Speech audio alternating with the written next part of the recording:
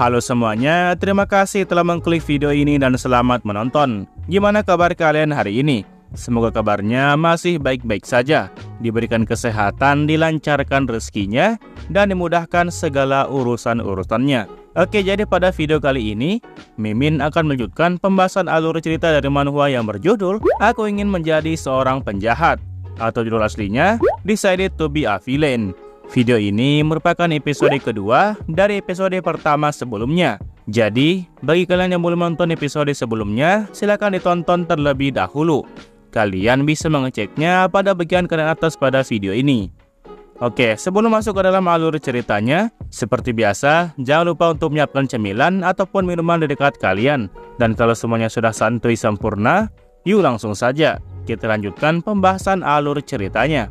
Dan seperti biasa, intro.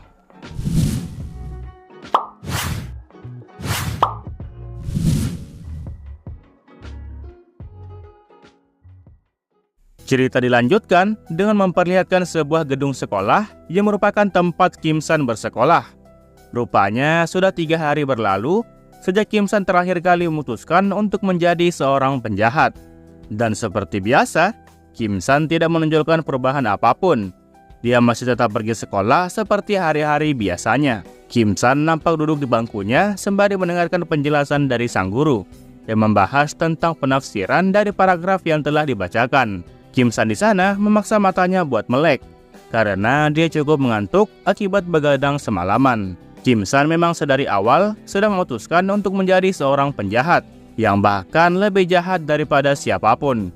Tetapi masalahnya, Kim San tidak tahu perihal apa yang harus dilakukan untuk menjadi seorang penjahat yang sebenarnya. Dia menuliskan pertanyaannya di sebuah buku catatan yang ada di atas mejanya. Di sana tertulis bahwa apakah dia harus menaklukkan dunia atau bahkan merampok bank agar bisa menjadi penjahat yang sesungguhnya. Dia bingung harus melakukan apa untuk bisa memulainya. Pikiran Kim San rupanya mentok sampai di sini. Dia mengakui bahwa dirinya sama sekali tidak mempunyai rencana apapun. Kim San seakan tidak mempunyai motivasi yang kuat agar dia bisa fokus untuk menjadi seorang penjahat. Kim San bahkan hampir mengubah tujuan utamanya.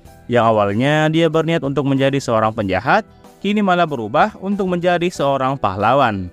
Sesaat kemudian, kelas pun akhirnya selesai. Para siswa kembali merasa lega, dan ada yang mengajak teman sebangkunya untuk pergi ke kamar mandi bareng. Ada juga yang meminta diperlihatkan PR temannya agar dia bisa menyontek. Dan yang lain juga ikut menanyakan perihal pelajaran apa setelah ini. Di lain sisi, Kim San kembali dihampiri oleh teman satu-satunya yang kemarin sempat dihajar oleh preman dari sekolah lain.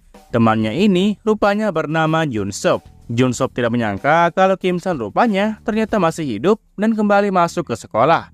Kim San pun juga ikut terkejut saat melihat temannya itu masih kuat mental. Jun Sop kemudian bertanya kepada Kim San perihal kenapa kemarin-kemarin Kim San tidak masuk sekolah. Dia juga menanyakan kepada Kim San tentang bagaimana kondisinya pada hari ini. Apakah Kim San hari ini sudah merasa mendingan?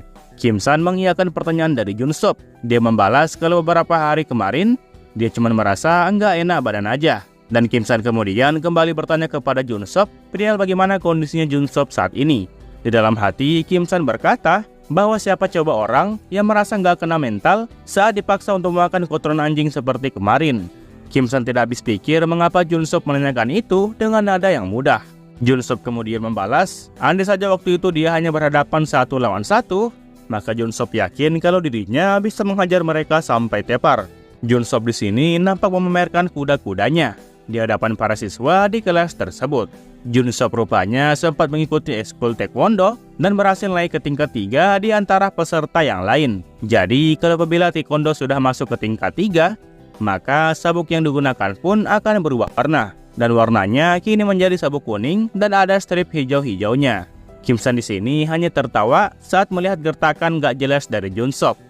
Nah, di pintu belakang kelas, kemudian masuk seorang perempuan yang mengenakan pakaian serba hitam. Gadis tersebut kemudian lewat di belakang Jun Sop dan mulai menyapa Kim San yang kembali pergi ke sekolah. Gadis itu nampak menyapa Kim San seakan rindu telah lama tidak bertemu. Jun Sop yang mendengar suara gadis itu menyapa di belakangnya, otomatis langsung terkejut. Dia dengan cepat menghentikan kuda-kudanya dan mulai melirik ke arah gadis berpakaian hitam itu. Gadis ini bernama Lee Jiun. Mengetahui Jiun datang untuk menyapanya, Kim San pun berhasil dibuat malu-malu saat dirinya dipedulikan oleh seorang gadis cantik seperti Jiun. Kim San bahkan berdiri dari kursinya dan mencoba menanggapi Jiun dengan serius. Jiun kemudian mulai bertanya kepada Kim San perihal mengapa kemarin-kemarin Kim San tidak masuk sekolah. Apakah Kim San sudah mulai nakal dan lebih nyaman saat dia bolos sekolah? Jiun berkata seperti itu dibarengi dengan tertawa candaan. Jun Sop di belakang tentu merasa iri dengan Kim San karena diperhatikan oleh seorang gadis cantik seperti Jiun. Jun Sop tentu juga mau untuk diperhatiin. Mendengar kalau Jun Sop juga ingin diperhatikan, Jun pun mulai melirik ke arah Jun Sop dan bertanya kepadanya kalau apakah dia cemburu. Apakah Jun Sop juga ingin disapa oleh kakak seorang perempuan cantik seperti dirinya. Jiun kembali tertawa saat berkata seperti itu kepada Jun Sop. Jun Sop yang malu kemudian mulai menolak tawaran dari Jiun dan memintanya untuk menurunkan tangannya dari bahu miliknya. Jiun semakin terhibur saat melihat Jun Sop mengambek seperti seorang anak kecil. Sepertinya Jiun menikmati suasana ini. Kim San kemudian membalas pertanyaan dari Jiun. Kalau kemarin-kemarin dia sebenarnya cukup sibuk untuk mengerjakan sesuatu. Kim San berkata seperti itu dengan nada yang cukup gugup.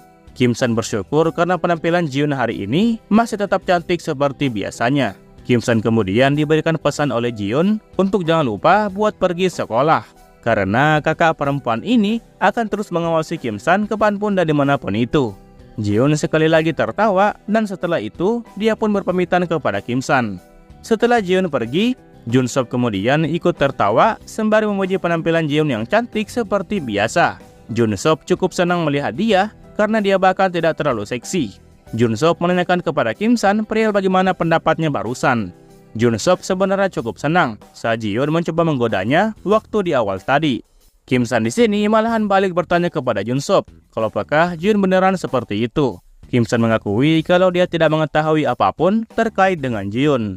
Dan bagi Kim San, dia setuju saja dengan pendapat yang diberikan oleh Jun Sop.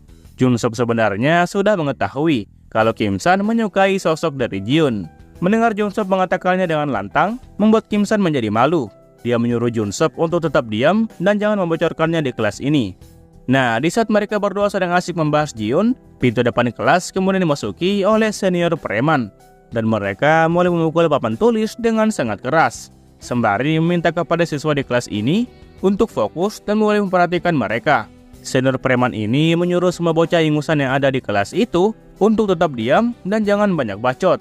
Kata-kata mereka sontak menjadi perhatian oleh para siswa yang awalnya sibuk mengobrol. Pemimpin mereka menegaskan bahwa pada hari ini adalah waktunya bagi mereka untuk mengumpulkan uang. Jadi mereka disuruh untuk cepat menyelesaikan urusan mereka dan bergegas untuk menyiapkan uang saku masing-masing. Dia menegaskan bahwa dia meminta sekitar 500 won dalam setiap minggunya saja. Dia berpikir kalau pemalakan ini sudah cukup murah bagi para siswa. Dan para siswa seharusnya berterima kasih atas kemurahan hati yang telah dia berikan. Ya, inilah dia hari pengumpulan uang. Sebuah surat setoran yang sifatnya wajib, yang ditujukan kepada murid kelas 3 SMA. Kim San bertanya di dalam hatinya, perihal mengapa orang seperti mereka nampak sangat senang berjalan ke sana kemari, sambil berbicara layaknya seorang bajingan. Kim San tentu sangat kesal dengan sikap mereka yang sangat angkuh. Kim San mulai mengkretek jari-jarinya seakan ingin memberikan pelajaran kepada mereka.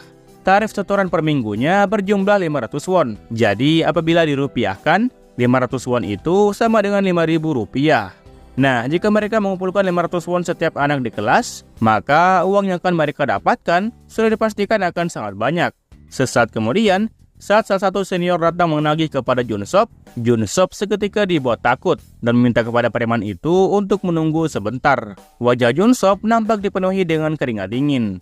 Kim San yang melihat sikap Jun Sop yang seperti itu, tentu balik bertanya di dalam hatinya. Bukankah tadi Jun Sop sempat mengatakan kalau apabila dia berhadapan satu lawan satu dengan mereka, maka Jun Sop langsung mengajar mereka tanpa ampun. Tetapi apa yang terjadi sekarang? Jun Sop malahan semakin ciut dan tidak sesuai dengan apa yang dia pamerkan sebelumnya.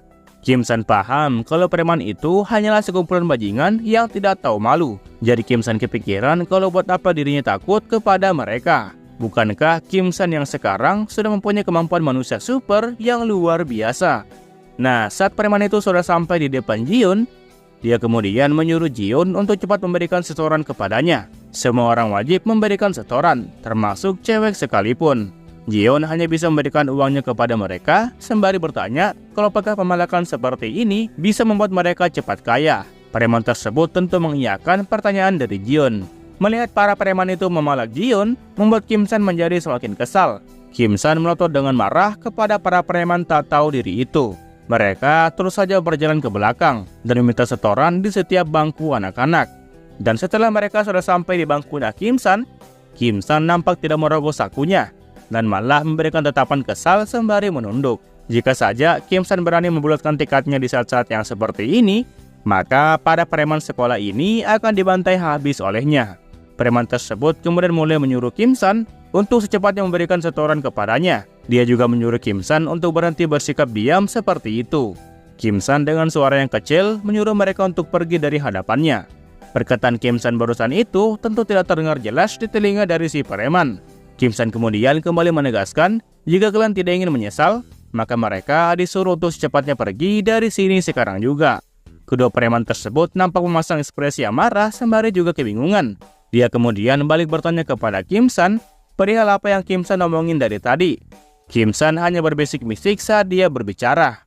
Temannya di belakang pun ikut membenarkan ucapan dari pria di depannya. Mulut Kim San hanya komentawi tidak jelas sedari tadi.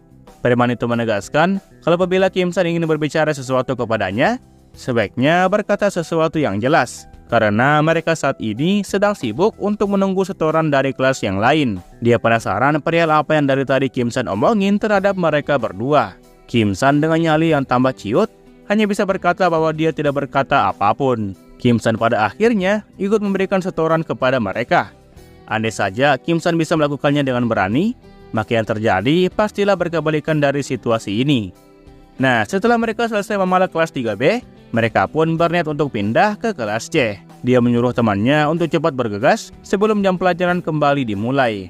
Kim San di belakang nampak digeplak oleh salah satu preman tersebut dan dia menyuruh Kim San untuk melakukan yang benar di lain kali. Kim San sudah menjadi orang yang diawasi olehnya saat ini. Kim San hanya bisa menerima pukulan tersebut dan masih menunduk sembari tidak mengatakan apapun. Setelah mereka telah pergi, Jun Sop pun mulai meneriaki mereka dari arah belakang dan menyebut mereka sebagai bajingan sialan. Setelah itu, Jun Sop pun bertanya kepada Kim San perihal bagaimana kondisinya. Jun Sop tetap saja merasa songong karena dari tadi dia memilih untuk tidak turun tangan. Jika saja Jun Sop beneran 1 lawan 1 dengan mereka, maka rendahan seperti mereka sudah hancur seperti bubur dari tadi.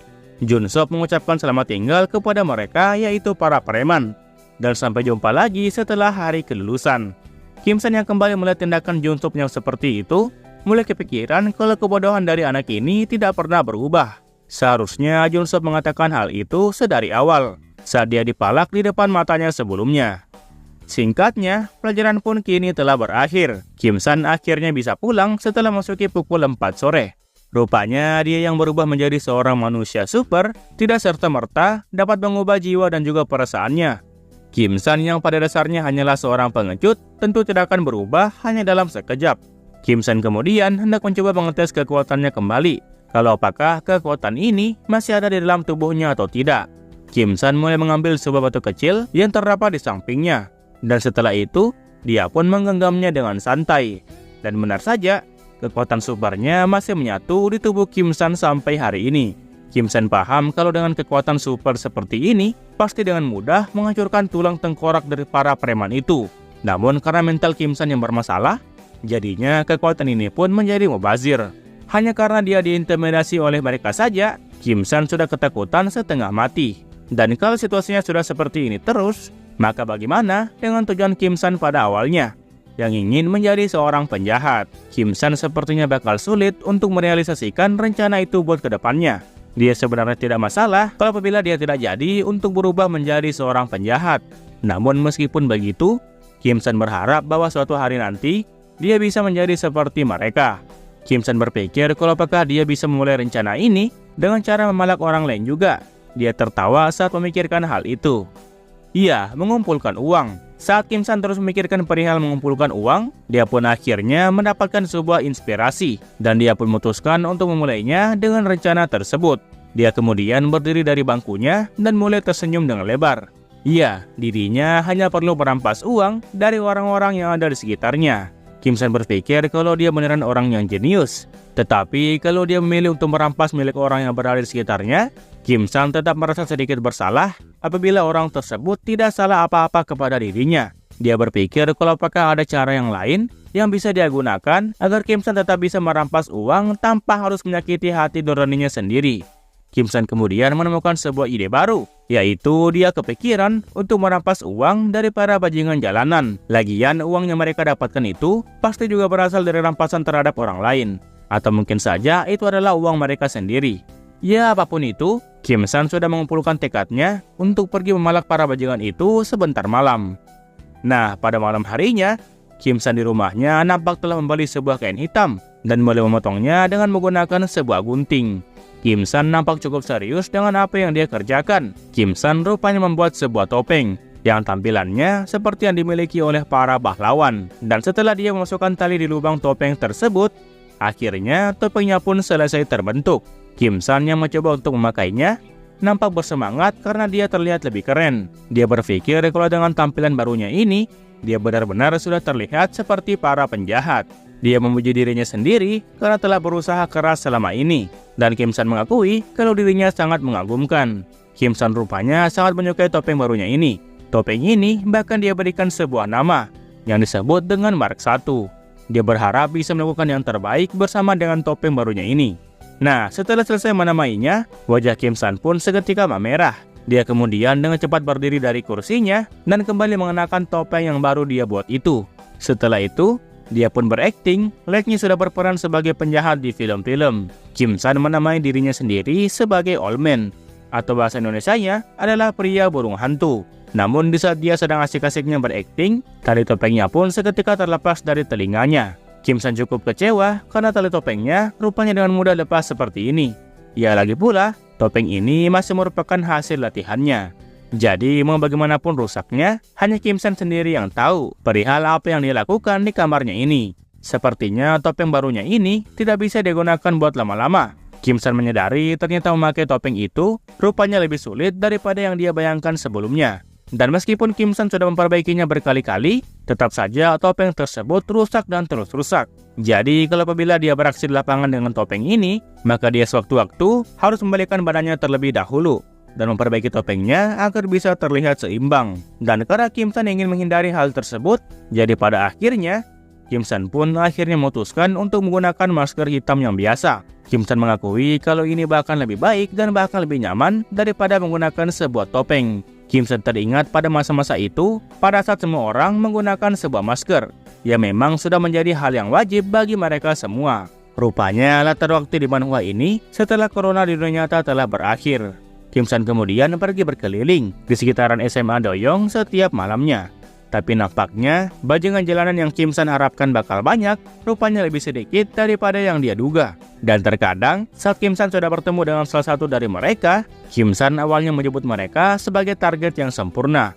Itu bisa dilihat dari siluetnya saja, dan juga posisinya duduk di tengah jalan. Maka dengan itu, sudah dapat dipastikan kalau mereka adalah berandalan yang asli.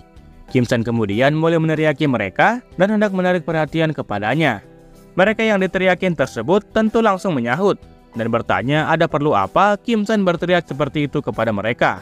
Mereka tentu memberikan tatapan melotot dan memasang wajah seram kepada Kim San. Kim San yang dipelototi seperti itu oleh mereka akhirnya memilih untuk pergi sendiri dari hadapan mereka. Preman tersebut seketika kebingungan perihal apa maksud bocah itu sebenarnya. Dia datang-datang hanya untuk berteriak kepada mereka tanpa ada alasan yang jelas. Kim San rupanya masih takut saat melihat ekspresi seram dari mereka. Bagaimana mungkin seorang anak SMA sudah mempunyai wajah yang menyeramkan seperti mereka? Mereka curang karena telah memasang wajah seram tersebut di depan Kim San. Kim San paham kalau dia beneran tidak bisa melakukan semua ini. Dia menyadari bahwa dirinya merupakan pengecut yang paling pengecut. Kim San bahkan bertanya kepada sang autor dari manhwa ini perihal mengapa penulis manhwa ini tidak bisa menggambar wajah anak SMA sesuai dengan realita. Singkatnya, sudah 2 mingguan berlalu semenjak Kim San memutuskan untuk berkeliaran di gang-gang setiap malamnya. Kim San selama 2 minggu ini rupanya belum memperoleh hasil yang selama ini dia inginkan. Tetapi di lain sisi, dia rupanya cukup merasa bangga karena di saat dirinya telah berkeliaran di sekitar sini, seolah-olah dia sudah menjadi bagian dari para penjahat jalanan itu. Kim San mengakui kalau dirinya yang sekarang sudah mulai terbiasa dengan raut wajah menyeramkan dari mereka. Namun entah kenapa, dirinya masih merasa takut untuk berhadapan dan bahkan berbicara langsung dengan mereka. Kim San kepikiran kalau apakah tidak ada orang yang cocok buat dia jadikan target untuk melakukan tindak kejahatan. Sesaat kemudian, Kim San pun melihat ada dua orang remaja yang mengenakan sebuah seragam sekolah yang berwarna coklat. Dua remaja itu dapat dipastikan merupakan anak SMA dari sekolah Doyong. Kim San berpikir kalau mereka berdua sepertinya merupakan target yang mudah. Kim San sebelum melakukan tindakannya, dia terlebih dahulu mengambil sebuah cermin. Dia kemudian memperhatikan penampilannya dari berbagai sisi. Kim San di kesan pertamanya harus menunjukkan kesan karismatik yang luar biasa. Kim San mencoba untuk meyakinkan dirinya bahwa dirinya pasti bisa melakukan hal ini. Nah, setelah semua persiapannya sudah siap, Kim San pun mulai berjalan menghampiri mereka berdua, dan Kim San berteriak agar perhatian mereka tertuju kepada Kim San. Mereka berdua awalnya membicarakan tentang Cheong Jong-soo yang berasal dari SMA Yongsan. Mungkin saja nama karakter ini akan muncul di chapter selanjutnya. Nah, melihat Kim San yang berdiri di depannya, membuat salah satu dari mereka berdua kemudian mulai mengoceh kalau ada bocah ingosan yang berani memotong pembicaraan mereka. Kim San dengan tangan yang gemetaran kemudian berkata kepada mereka berdua bahwa mereka berdua memanglah target yang empuk buat dipalak. Kim San meminta mereka berdua untuk menyerahkan uang saku yang mereka miliki. Dan jika dilihat dari wajah mereka berdua, Kim San pun mencoba untuk menaksir uang dengan jumlah 10 won doang. Jadi 10 won itu adalah 100 perak kalau dirupiahkan. Namanya juga masih belajar memalak. Jadi Kim San tidak berani untuk menetapkan harga yang lebih tinggi daripada yang dia berikan ini. Kim San yang sudah selesai berkata seperti itu, kembali berkata di dalam hati bahwa sikapnya barusan sepertinya sudah cukup bagus. Karisma yang Kim San tampilkan sepertinya tersampaikan dengan cukup baik. Dan untuk percobaan pertama, Kim San memilih untuk menetapkan harga sekitar 10 won saja. Dia tidak percaya kalau dirinya berhasil untuk melakukan tindakan sejahat ini. Kim San di dalam hati berteriak kegirangan. Nah, karena belum ada tanggapan dari mereka berdua, Kim San pun kembali mengulangi perkataannya dan meminta kepada mereka berdua untuk menyerahkan 10 won masing-masing dari mereka. Rupanya reaksi yang diharapkan Kim San sebelumnya ternyata berbanding terbalik dengan realita. Mereka berdua malah lebih cocok menjadi preman daripada Kim San sendiri. Mereka berdua awalnya diam saja setelah mendengarkan permintaan dari Kim San. Setelah itu, mereka pun kemudian tertawa sembari bertanya perihal apa yang baru saja keparat kecil ini katakan sebelumnya. Temannya yang lain bahkan sempat mengira kalau Kim San sepertinya dalam kondisi yang tidak waras. Mereka bertanya perihal mengapa Kim San malah menggunakan masker di tengah malam begini. Memangnya Kim San yang berpenampilan culun seperti itu bakalan ditakuti oleh mereka berdua. Kim San yang mendengar mereka bertanya balik seperti itu, dia pun kembali bertanya di dalam hatinya. Bukankah tindakan yang dia lakukan ini sudah sepenuhnya memenuhi kriteria untuk menjadi seorang penjahat? Kim San dengan nada yang gagap menyuruh mereka berdua untuk jangan tertawa. Melihat Kim San yang ketakutan sendiri, membuat salah satu dari mereka menjadi senang. Dia kemudian meminta kepada Kim San untuk datang kemari, untuk menghilangkan rasa bosan dari mereka. Sementara yang satunya, dia malah bertanya balik kepada Kim San perihal seberapa banyak uang yang ada di sakunya saat ini. Kim San yang awalnya niat memalak, malah dia dipalak balik. Kim San kemudian berteriak kepada mereka sembari bertanya perihal apa yang mereka berdua hendak lakukan. Mereka pun kembali tertawa dengan keras saat melihat sikap Kim San yang semakin ketakutan. Dia meminta kepada Kim San untuk bersikap seperti di awal tadi. Kim San juga diberikan pertanyaan oleh mereka kalau apakah Kim San lebih suka membayar untuk dipukuli atau bahkan tidak dibayar untuk dipukuli. Kedua pilihan tersebut sama-sama merugikan bagi Kim San, karena pada akhirnya Kim San lah yang akan dipukuli dan dipalak oleh mereka berdua. Kim San kemudian berteriak kepada mereka berdua untuk mundur dari hadapannya sekarang juga. Nah, karena Kim San belum memutuskan pilihannya, maka salah satu dari mereka pun akhirnya memilih untuk memberikan pelajaran kepada Kim San terlebih dahulu. Namun sebelum tinjuannya mengarah kepada Kim San, tangan dari remaja tersebut kemudian ditahan oleh seseorang yang tiba-tiba muncul. Dan karena tangannya ditahan, remaja itu pun kemudian mulai melirik ke arah kanan dan hendak melihat siapa orang yang berani untuk menghentikannya. Orang tersebut nampak tersenyum sembari berkata bahwa dia sebenarnya tidak ingin terlibat dengan perkelahian antar anak-anak, karena biasanya ada petugas khusus yang memang bertanggung jawab dalam mengatasi kenakalan remaja. Kim San yang sudah siap menutupi kepalanya, kemudian dia dibuat terkejut dan dia mempertanyakan siapa orang yang telah datang membantunya itu. Rupanya dia adalah seorang pahlawan yang kemarin sempat ditonton oleh Kim San di televisi. Dia adalah Gregory Respol. yang terkenal melindungi masyarakat dari para penjahat maupun pencuri. Pahlawan tersebut kemudian menjelaskan kalau dia sebenarnya tidak bisa mengabaikan tugasnya saat ini. Jadi untuk kali ini saja, pahlawan Grigori Respol akan menyelesaikan masalah mereka bertiga. Oke lah, mungkin sekian alur cerita manhwa kali ini. Jangan lupa untuk meninggalkan jejak di video ini berupa komentar dan juga like-nya. Oke, terakhir nama gua Rusdi. Sampai jumpa di video berikutnya. Assalamualaikum.